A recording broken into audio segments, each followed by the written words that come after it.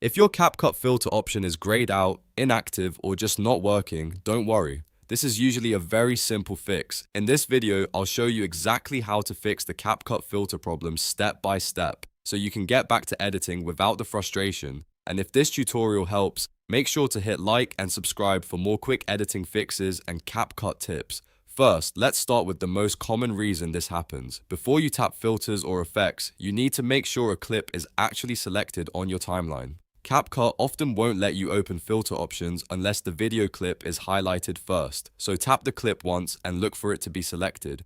If nothing is selected, the filter button may stay grayed out or inactive. This is one of the easiest things to miss, but it fixes the issue for a lot of people right away. Once your clip is selected, try opening the filters or effects menu again. If it still isn't working, the next step is to clear the app cache. To do that, go into the CapCut menu, then open settings and look for cache size. From there, clear the cache.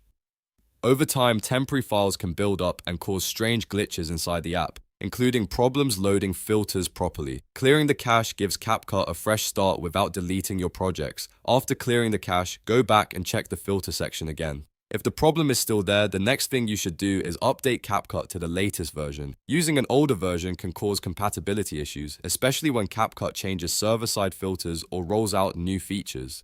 Open your App Store, search for CapCut, and install any available update. Even if the app seems to be working fine, running an outdated version can lead to bugs like missing filters, loading errors, or buttons that don't respond correctly. After updating, restart the app and test the filter feature again with a selected clip. In many cases, just doing these three things, selecting the clip first, clearing the cache, and updating the app, will completely fix the problem. If you still have trouble, try closing CapCut fully and reopening it, then check your internet connection as well, since some filter features may need a stable connection to load properly.